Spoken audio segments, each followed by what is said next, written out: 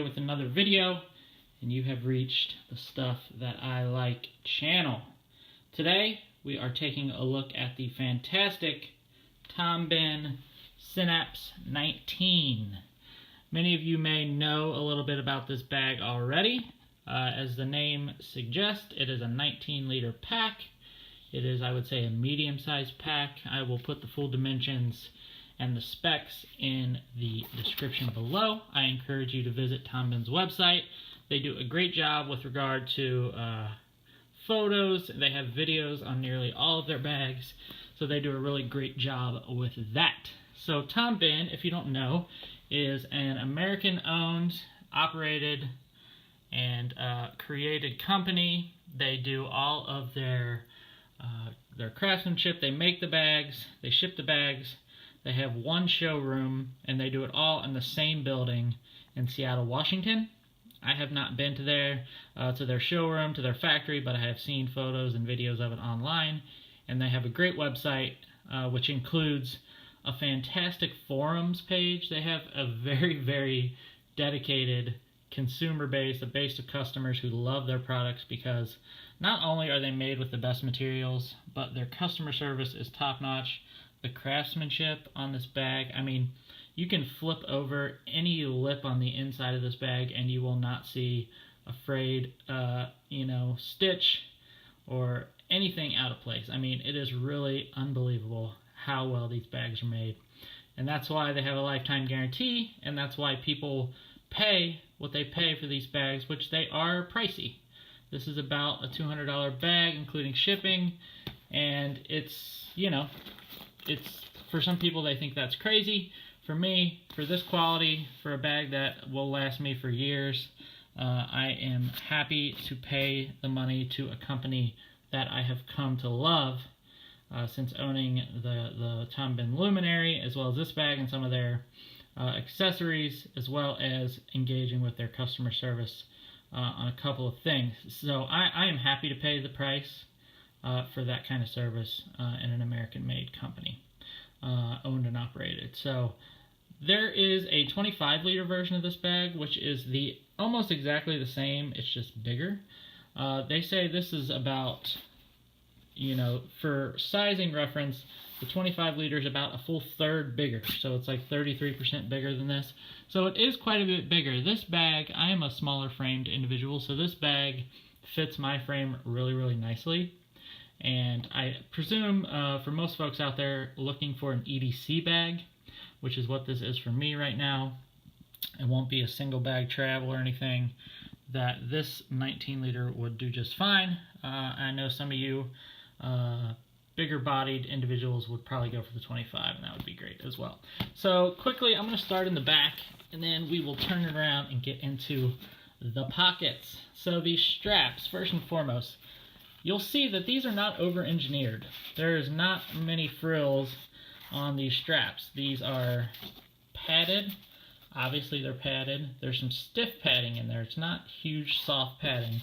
It's stiff padding. It's comfortable. These things, there have been some discussion on the Tom Bihn forums about the strap placement, which I think has been tweaked a little bit over the years. These things fit my shoulders perfectly. The straps are a little bit wider than some of the other bags that I have, so it really helps to kind of distribute that weight. And even though, this is not like your Mission Workshop, with the straps that are just huge, and some other, less expensive brands, they really go all out on the straps, even though it's, in my opinion, it's over-engineering and it's more for show than for comfort. So this, as you can see, nothing flashy, but these things just work, in my opinion. They do come with, the bag does come with a sternum strap. I have taken it off because I haven't needed it. It's a little clip that goes here and here. It can be slid up and down depending on the size of your sternum area. So again, I have had this thing loaded out. I've been carrying it for a couple weeks, including a couple days of extended carry, and have not needed the sternum strap, but it is there if you need it. It also comes with a minimal kind of 1-inch webbing waist strap. I have never really used that either for obvious reasons, but if you're commuting on a bike or, running with it, or really going on a significant hike or something, you could put that waist strap on, and it would just help to stabilize it. I don't think it's going to take a lot of the weight off of your shoulders necessarily, but in terms of stabilization, it probably could do something. The back panel, as you can see, again, nothing fancy.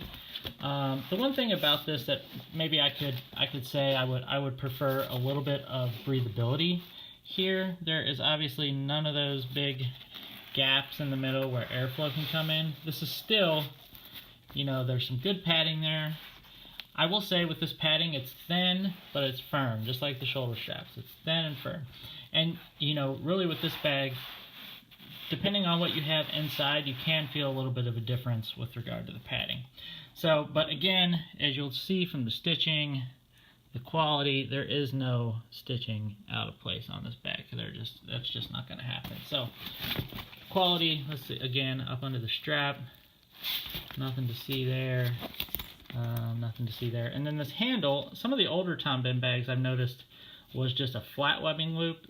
With some of the newer ones, they've started to fold these over sort of into thirds, and that gives it a little more of a comfortable handle to grab onto. So let's flip it back around to the front, and let's get into it. I'm going to stand up here. Okay, let's start with the quick access pocket. That is the lower of these two front pockets. Let's see. This is going to be a little bit of an EDC bag dump as well, so you'll see I have some Altoids. This is not a fancy Altoid survival kit. That is just a thing of Altoids. Also, what I typically carry in here if I don't have the mints is my headphones. Jaybird X3s. I was carrying these in a separate case, but I found that in this pocket there's really not a lot of pressure that goes onto them. And these are not flimsy, you know, they have a little bit of heft to them, so I've just been tossing them in there for, you know, recently.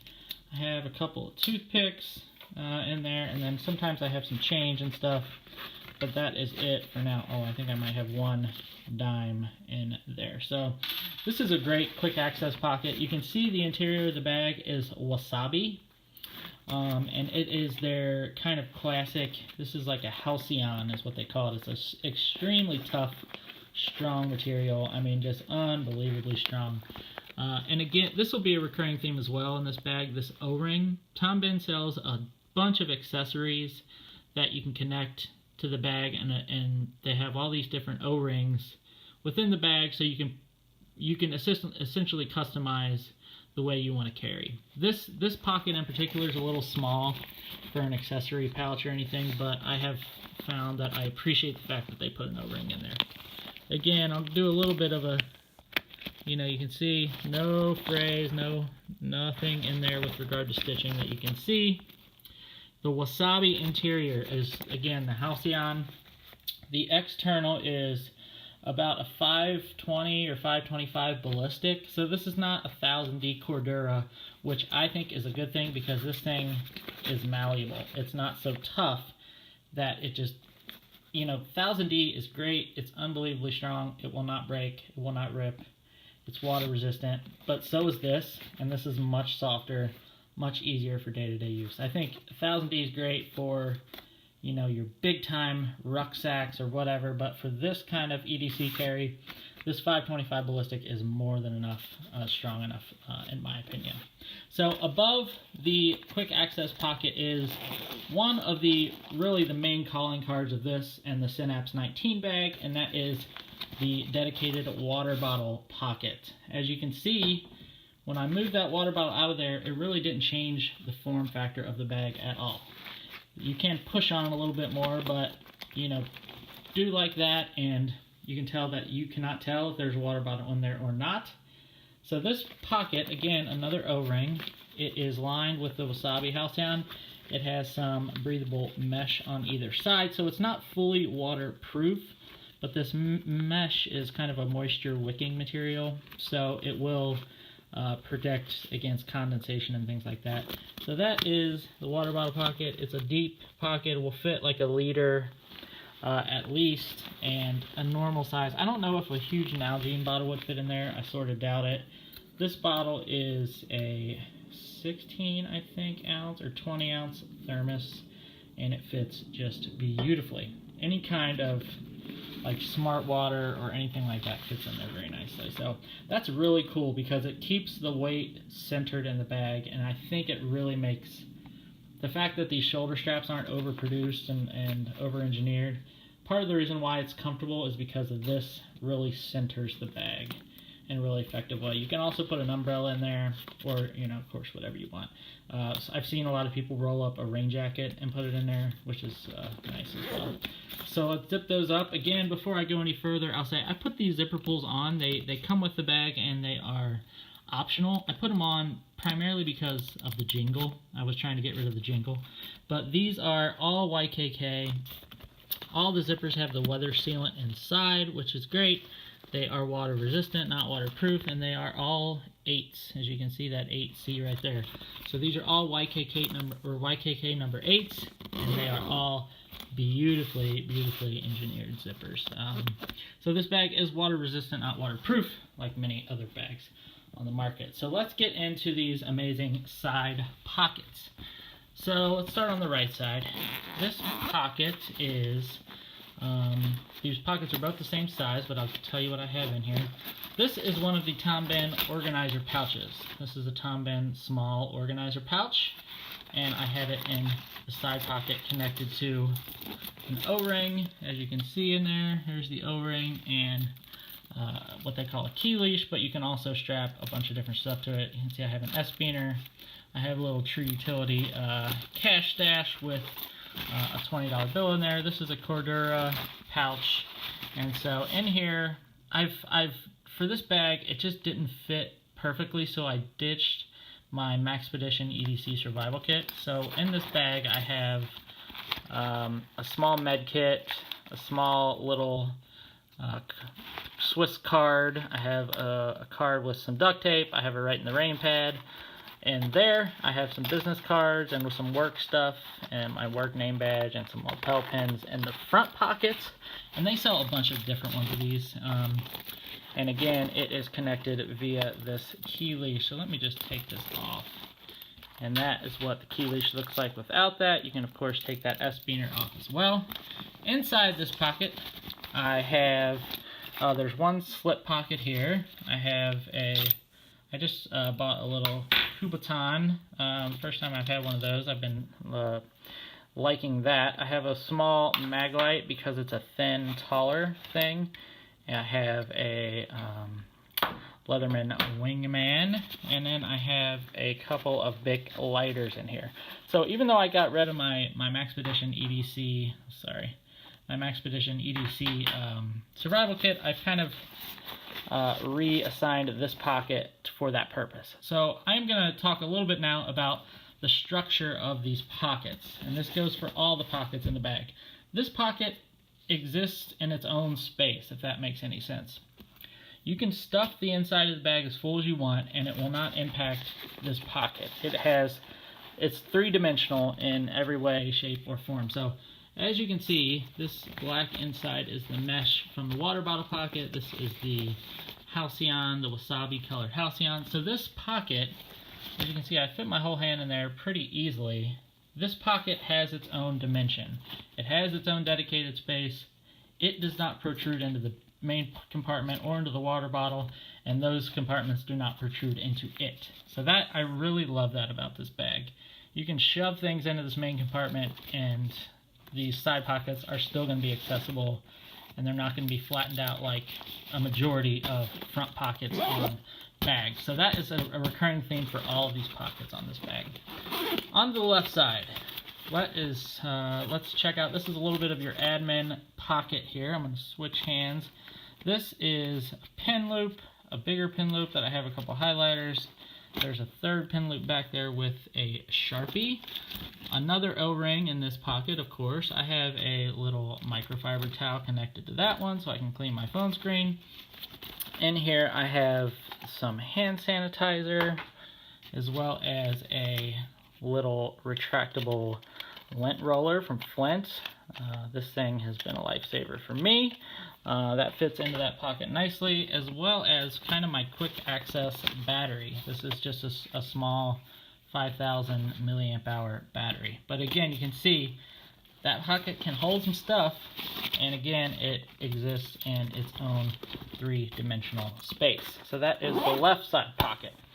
Now let's go down to the bottom pocket. This pocket, I've seen people use it for everything from umbrellas to raincoats to what I have chosen to put in here is my snack bag. This is my little Tom Bihn 3D organizer cube. It's a great little bag. I have, probably 4 or 5 snack bars, as well as I think a little bit of beef jerky and some trail mix in there. It's great to have some snacks on you at work. I have 2 packs of wipes, some hand wipes, which are always helpful. And then tucked back in here, I have my little mini H2O from Alltech Bluetooth speaker. So this pocket is quite spacious. And again, you can see this is the bottom of the water bottle pocket right here. And then you have the bottoms of your other 2 pockets. There's an O-ring here and an O-ring here. So you can attach some of those other organizers. But this thing is big. And this is the 19-liter bag. The 25-liter has a pocket this size that can fit, almost can fit a compressible sleeping bag in it. I mean, these pockets have depth and space, and they, again, the form factor of this bag holds its shape quite naturally because of the way it is constructed. So that is the outside of the bag.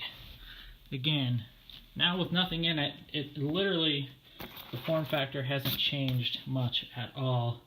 A little bit of, floppiness here, but really this thing looks the same as it did. Let's look at the side profile when I started this video 17 minutes ago. So, given that time distinction, let's get into the main compartment. I have loaded this up with everything that I could possibly carry in a day, even though I don't always carry all of this stuff. So, this is my little MacBook Pro brick charger. This also has a USB-C dongle in it and a couple of small accessories. This is my work and personal file folder holder. There are 4 file folders in here, regular size 8.5 by 11 file folders with paperwork in each of them, so that fits in there nicely. The reason why I got this bag, in addition to the luminary, I love the luminary for weekend days, for day hikes, for just rolling around town, but when it comes to 8.5 by 11 and this 13-inch MacBook Pro that I purchased, the luminary is just not made to hold those things. So this is my 13-inch MacBook. I just got this a couple months ago. This bag does not come with a dedicated laptop sleeve, but I have ordered, and I will review it and show you how it works when I get it. I have ordered a Tom Bihn Cache, a laptop dedicated laptop sleeve. What those do, the Cache comes with 2 clips that clip onto here, and there's a rail system that allows you to pull the laptop sleeve out of the bag while still remaining connected. You can see videos on this if you're interested, the Cache with rails from Tom Bihn. There is no dedicated laptop compartment, but you can purchase one, and it makes for a very convenient. And you can also put it in the front side of the bag. I have found that I wanted to put my laptop on the front side because I've seen some people do that, but it hasn't worked out as well for me. So that is how the laptop thing works. Again, let me do this for you. Inside, under the flap, look at this. I mean, look at that stitching. I have never been, I'm obviously I'm not a seamster or a seamstress, and I'm not in any way, shape, or form a designer or a maker of bags, but I can appreciate so much the craftsmanship of this bag, which is just unbelievable, really. I mean, it's amazing to flip that over and see how well that is constructed. As you can see, there's a little plate here, kind of a panel, and that is your back panel cushion for the back of the bag. Again, YKK weather seal zips all around. Down into the bottom, if you've seen any of my videos, you will notice these 2. My personal DOP kit, my day-to-day DOP kit, and day-to-day tech survival kit. This is my Moleskine regular size large notebook, and I think, my trusty cheapy sunglasses case. I think that is everything. So as you can see, let's try to get a little bit of a better sunlight. That is the inside of the bag. The only organization is this kind of blouse pocket here. You can fit a 13-inch MacBook Pro in a case, and let me see if I can do that real quick for you. You can fit it into that front blouse pocket, but I have found that it's just not quite as convenient as it is,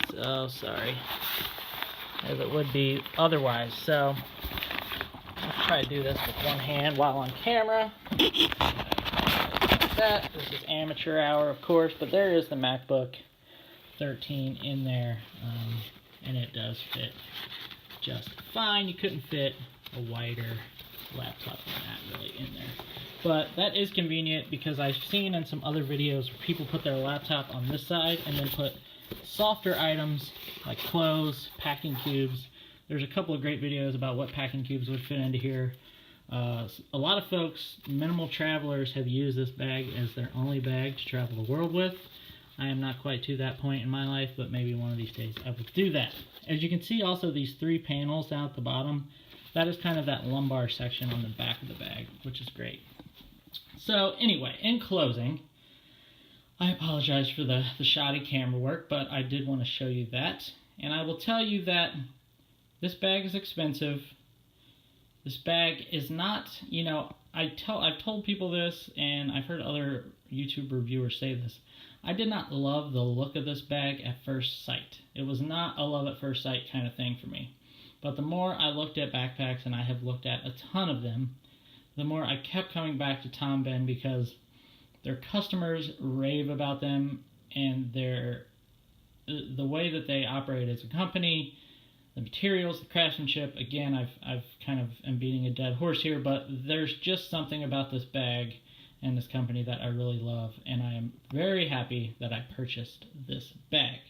So with that, be on the lookout for a couple other videos coming up. I'm going to do a cache review, cache with Rails, and I'm going to show folks how that works on video.